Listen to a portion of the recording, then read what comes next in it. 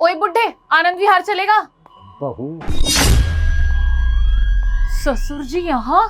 हाँ, ये बस आनंद विहार जाएगी, लेकिन मैं तुझे कभी नहीं इस बस में ले जाऊंगा। क्या हो गया अंकल जी, आप इनसे ऐसे क्यों बात कर रहे हैं? बेटा, इससे ऐसी ही बातें करनी चाहिए। तू इसे जानता कहाँ है? जब जान जाएगा तो तू भी ऐसी ही बातें करेगा। और मैंने ठान लिया है कि मैं इसको कहीं नहीं ले जाऊंगा, तो कहीं नहीं ले जाऊंगा। साक्षी, ये तुम्हारे बारे में इस तरीके से बोल रहे हैं, तुम्हें जानते हैं क्या?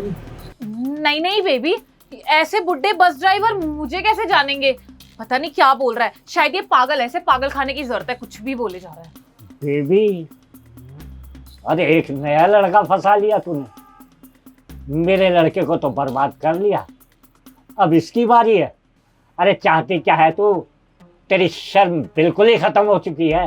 अबे ओए बुड्ढे, मैं तेरे को जानती तक नहीं हूँ और तू ये क्या बोले जा रहा है कि मैंने तेरे बेटे को फंसाया, ये वो। बेबी देख रहे हो तुम ऐसे बुड्ढों को कैसे झूठ बोले जा रहा है? तुझे शर्म नहीं आती? अपनी उम्र का लिहाज कर और झूठ बोलना बंद कर। साक्षी, जब ये इतने भरोसे से बोल रहे हैं तो कुछ तो दम होगा ना इनकी बातों में।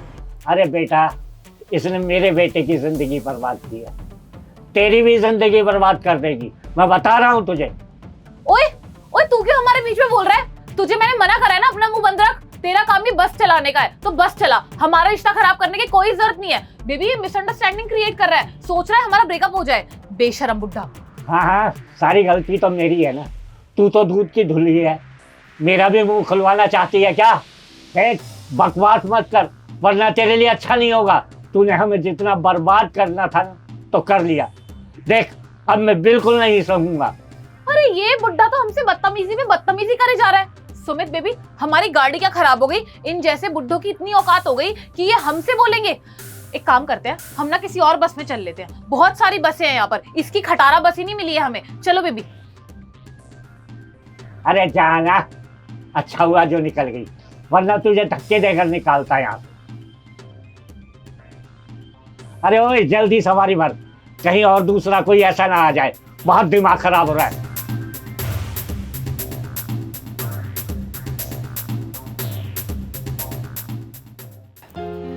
अरे सर, मैं आपको ढूंढ रहा था, वो ना आपकी गाड़ी ठीक हो गई है, ये लीजिए। अरे थैंक यू सो मच भैया, आपको पता नहीं मैं कितना परेशान था। बाकी जो पेमेंट है वो मैं आपको पेटीएम कर दूंगा। हाँ ठीक है भैया, अच्छा मैं चलता हूँ। ठीक है भैया। साक्षी, एक काम करो, तुम गाड़ी में बैठो, मैं कुछ सामान लेकर आ रहा हूँ। ठीक है बेबी।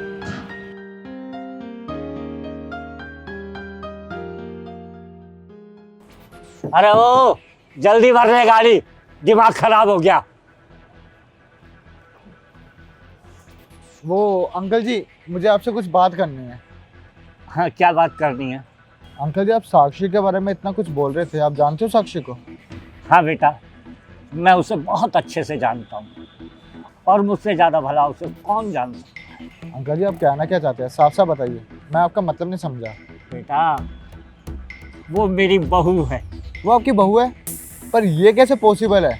उसने तो मुझे ये बताया वो अनमैरिड है, तो वो आपकी बहू कैसे हुई? अरे बेटा, वो मेरी बहू है और उसने मुझे घर से निकाल दिया है। मेरा बेटा विदेश में नौकरी करता है, मेरे बेटे का नंबर तो मेरे पास है नहीं, तो उसने इसी का फ़ायदा उठाया और मुझे घर से बाहर निकाल दिया।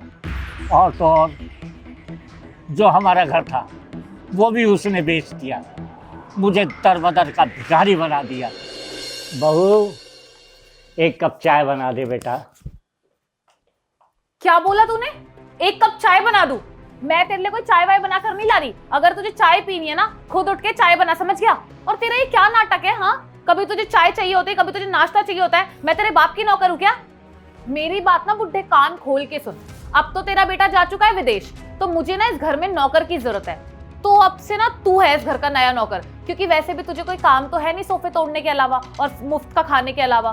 तो इसीलिए घर का जाके काम कर चल। झूठे बर्तन पड़े वो साफ कर और झाड़ू पोछा लगा घर में। बेटा, ये क्या बोल रही है तू? मैं तेरा ससुर हूँ, मैं घर के काम करूँगा। देख बुड्ढे, मुझे तेरी बकवास सुनने में ना 1% का इंटरेस्ट नहीं है। तूने ना यहाँ पर मुफ्त की रोटियां बहुत तोड़ ली। अब आज से ना अगर तुझे खाना चाहिए ना, तो उसके लिए काम करना पड़ेगा, क्योंकि मुफ्त में मैं तुझे एक दाना नहीं देने वाली। तो उठ और उठ के खड़ा होके काम कर, समझ गया? देख बहू, मैं इस घर का मालिक हूँ, मैं इस घर में कोई काम नहीं करूँगा, समझी तू? और तू मेरे साथ कैसे पेश आ रही है? तेरे माँ बाप ने क्या यही संस्कार दिए हैं तुझे? बुढ़े, तेरी इतनी हिम्मत कि तू मेरे माँ बाप के बारे में बोलेगा? मुझे तुझे अब इस घर में रखना ही नहीं है। तू एक काम कर, खड़ा हो, मेरे घर से निकल, समझ गया? मुझे काम भी नहीं कराना, लेकिन तुझे रखना भी नहीं है इस घर में। खड़ा हो। तू निकालेगी मुझे इस घर से बाहर? तुझे मालूम है इस घर का मैं मालिक हूं, और अगर मेरे बेटे को पता लग गई तो वो तेरे साथ क्या बर्ताव करेगा तुझे शायद इस बात का मालूम नहीं। लगता है तू मेरे को जानता नहीं है। अगर मेरा दिमाग फिर गया ना तो मैं तुझ पे और तेरे बेटे दोनों पे ना झूठा डाउरी का केस लगवा के दोनों को जेल के अंदर फिकवा दूंगी। फिर तुम बाप बेटे दोनों वहां चक्की पीसना, आराम करना वहां पर। बेटा क्या बोल रही है तू? तू हमारे साथ ये अन्याय करेगी? अगर मेरे बेटे को पता लग गया तो बेटे अच्छा नहीं होगा, उसे भी बहुत बुरा लगेगा। मैं तेरे बेटे को ना खुद हैंडल कर लूंगी। तू एक काम कर, खड़ा और मेरे घर से निकल। मैं तुझे अपने घर में और नहीं झेल सकती। चल खड़ा हो। शर्म नहीं आती? पूरा दिन हराम बचाता रहता है। अरे चल बेटा, निकल। बेटा, और मुझे यकीन है कि मैं शायद अपने बेटे से कभी नहीं मिल पाऊंगा, और ना ही मेरे बेटे के सामने इसकी असलियत सामने आ पाएगी।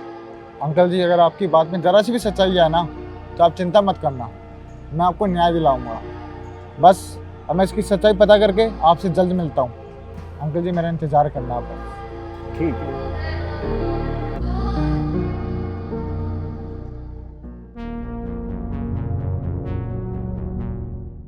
कहाँ है मेरा बेटा? बुलाओ उसे। बुढ़े, तू यहाँ पर? तुझे मैंने धक्के मार के इस घर से निकाला था ना, फिर भी बेशर्मों की तरह चल के यहाँ पर आ गया तू। थोड़ी सी भी शर्म है तुझमें? तू अपनी जुबान को लगाम दे। बुला मेरे बेटे को। अभी सुन, कोई बेटा बेटा नहीं आ रहा। जैसे यहाँ पर चल के आया ना, वैसे इस घर से बाहर हो ले। चल। याद नहीं मैंने तुझे कितनी बुरी तरह बेइज्जत करके धक्के मार के इस घर से निकाला था? फिर भी तेरी इतनी हिम्मत कि तू मुंह उठा के यहाँ पर आ गया। बोला है ना तुझे कि प्यार से चला जा, वरना पिछली बार तो मैंने तुझे बहुत इज्जत से भेजा था, इस बार सीधा लात मार के निकालूंगी। बाबूजी बाबूजी मैंने आपको कहां नहीं ढूंढा, कहां थे आप? गुस्सा हो के क्या कोई इतने दिनों के लिए जाता है जितने दिनों के लिए आप चले गए? गांव तक ढूंढा, ऊपर से आपने मेरे को कभी फोन करने की कोशिश भी नहीं की। अरे अगर आपका बच्चा विदेश में है तो क्या आप अपने बच्चे को ही भूल जाएंगे? पता है कितना मिस किया मैंने आपको। गुस्सा थे मानता हूं, लेकिन गुस्से में कोई इतने दिनों के लिए घर छोड़ के नहीं जाता बाबूजी, जितने दिनों के लिए आप गए। बेटा, मैं गुस्सा होकर नहीं गया था इस घर से, तेरी बीवी ने मुझे घर से निकाला। शेखर, ये बुढ़ा झूठ बोल रहा है, ये बिल्कुल पागल हो गया है। मैंने कब इसे भगाया? मैं क्यों भगाऊंगी भला? बकवास बंद करो अपनी, चुप करो। पहले तो तमीज सीखो किससे कैसे बात करते हैं। बड़े हैं तुमसे वो, और तुम्हारे ससुर है, ऐसे बोलता उनसे कोई? ऐसे बात करता अपने ससुर से कोई जैसे तुम बात कर रही हो? एक लफ्ज नहीं निकलना चाहिए। अब बाबूजी आप बताएं। बेटा, इसने दर बदर की ठोकरें खाने के लिए मुझे इस घर से निकाल दिया था। मैं तुझसे मिलने के लिए कई बार यहाँ आया, लेकिन ये घर बिक चुका था। मुझे समझ नहीं आ रहा, जब ये घर बिक चुका तो तुम इस घर में आए कैसे? हाँ बाबूजी, इसने चालाकी से घर तो बिकवा ही दिया था, लेकिन इस घर के बिना मेरा मन कहाँ लग रहा था। मेरा बचपन गुजरा है यहाँ पे, आपकी यादें हैं यहाँ पे, हमारे बचपन की यादें हैं। इस घर को तो मैंने वापस हासिल करना ही था, तो मैंने इस घर को वापस 5 लाख का नुकसान सह के खरीदा है, क्योंकि इस घर में मेरी जान बसती है। तू बहुत अच्छा है, लेकिन मैं इसकी एक बात तुझे बताऊंगा तो तेरे पैरों तले जमीन खिसक जाएगी। शेखर, इसका चक्कर किसी और लड़के से चल रहा है। हो बुढ़े, तेरी इतनी हिम्मत हो गई कि तू मेरे कैरेक्टर पे सवाल उठा रहा है? क्या प्रूफ है तेरे पास? बता, क्या प्रूफ है कि मेरा किसी और के साथ अफेयर चल रहा है? मैं सच बोल रहा हूं, और मेरे पास सबूत भी है। मैं तुम्हें अभी दिखाता हूं यह सबूत। सुमित, बेटा, तुम मेरे सच सच बताओ क्या बात है? हाँ भाई साहब, अंकल बिल्कुल ठीक कह रहे हैं, ये लड़की धोखेबाज है। इसने मुझे यह बताया कि ये अनमैरिड है। वो तो एक दिन अंकल मिले मुझे, और इन्होंने इसकी सारी सच्चाई बताई मुझे। साक्षी क्या है यार, ये परिवार तोड़ दिया तुमने तो मेरे पिताजी के साथ दुर्व्यवहार करा, और खुद बाहर मुंह काला कर रही हो तुम। जरूरत से ज्यादा मोहब्बत करी थी, लेकिन क्या किया तुमने साला? अपने ही पांव पे कुल्हाड़ी मार ली, अपना घर तोड़ के तुमने। ससुर, अरे ससुर का सम्मान करना होता है, ससुर की इज्जत करनी होती है, लेकिन संस्कार ही नहीं है तुम्हारे अंदर तो। और धोखा दिया तुमने मुझे इतनी मोहब्बत के बाद भी। तुम्हें पता है साक्षी, जिस रिश्ते की नींव धोखे पर टिकी होती है ना, वो रिश्ता कभी टिक ही नहीं सकता। इसलिए अब हमारा रिश्ता भी नहीं टिकेगा। शक्ल नहीं देखना चाहता हूं मैं तुम्हारी। निकलो यहां से। शेखर प्लीज मुझे माफ कर दो, आगे से मुझसे ऐसी गलती कभी दोबारा नहीं होगी। प्लीज एक चांस दे दो मुझे, मैं पक्का, मैं बहुत लॉयल रहूंगी तुम्हारे साथ। निकलो यहां से, वरना तुम्हारे साथ बहुत बुरा हो जाएगा। अरे बोला ना, निकलो यहां से।